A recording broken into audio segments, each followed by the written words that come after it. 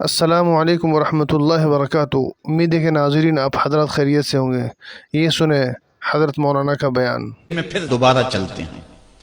حضرت عمر رضی اللہ تعالیٰ عنہ کا دربار لگا ہے۔ ایک شخص کو پکڑ کر لوگ لے آتے ہیں کہ شخص نے ہمارے باپ کو قتل کر دیا۔ حضرت عمر رضی اللہ تعالیٰ عنہ نے پوچھا کیا ماجرا ہے بھائی؟ اس نے کہا جی واقعی میں ان کے باپ کا قاتل ہوں، لیکن میں نے قصداً قتل نہیں کیا۔ ہوا یہ کہ میں ایک مسافر ہوں، جا رہا تھا، راستے کے اندر سبز چراگاہ تھی، میرا اونٹ بھوکا تھا، اس چراگاہ میں داخل ہو گیا۔ اس کے بوڑھے باپ نے پتھر اٹھایا اور میرے اونٹ کو مارا، اس کی آنکھ نکل گئی۔ مجھے بڑا غصہ آیا، میں نے وہی پتھر اٹھا کر اس کے باپ کو دے مارا، لیکن وہ ایسے ٹکانے پہ لگا کہ اس کا باپ فوراً فوت ہو گیا۔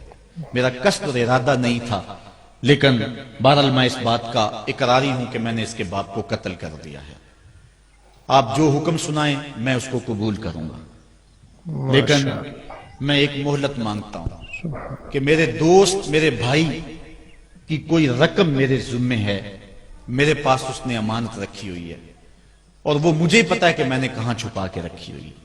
اگر آپ فیصلہ کر دیتے اور میری گردن کاٹ دی جاتی ہے تو وہ امانت جو میں نے رکھی ہوئی ہے سنبھال کر کے، میرے علاوہ کوئی جانتا بھی نہیں ہے، تو وہ اس تک کون پہنچائے گا؟ اگر آپ مجھے 3 دن کی مہلت دے دیں تو میں جا کر کے اس کی امانت اس کو واپس کر کے پھر واپس آؤں گا، پھر یہ پھندا پھانسی کا میں اپنے گلے میں ڈلوانے کے لیے تیار ہوں گا۔ حضرت عمر رضی اللہ تعالیٰ عنہ نے فرمایا کہ کوئی شخص تیری ضمانت دے دے تو ہم تجھے چھٹی دینے کے لیے تیار ہیں۔ اس نے دائیں بائیں دیکھا، پورے مدینے میں اس کا کوئی شناسہ ہی نہیں تھا، واقف ہی نہیں تھا، ایک اجنبی شخص تھا۔ حضرت ابو ذر غفاری کھڑے ہو گئے، کہا حضرت عمر میں اس کی ضمانت دیتا ہوں۔ ضمانت دے دی گئی، وہ چلا گیا۔ تیسرے دن وعدے کا جو وقت تھا، لوگ جمع ہو گئے، دربار لگ گئے، ابھی تک آنے والا نہیں آیا۔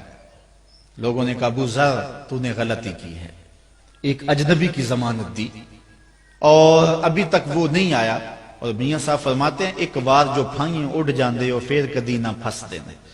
ظاہر ہے وہ چلا گیا، واپس تو نہیں پلٹ کے آئے گا، اسے پتا ہے کہ آگے سیدھی سیدھی میری موت ہے، تو تم نے یہ کیا غلطی کی؟ خیر آپ نے فرمایا کہ اگر وہ نہ آیا تو یہ پھانسی کا پھندا میرے گلے میں ڈال لینا، لیکن بہرحال میں نے اس کی ضمانت دی۔ کچھ عرصہ بیتا کہ دور سے گرد و غبار اڑتا ہوا دکھائی دیا۔ جب صورت واضح ہوئی تو وہی شخص تھا۔ حضرت عمر فاروق رضی اللہ تعالیٰ عنہ کے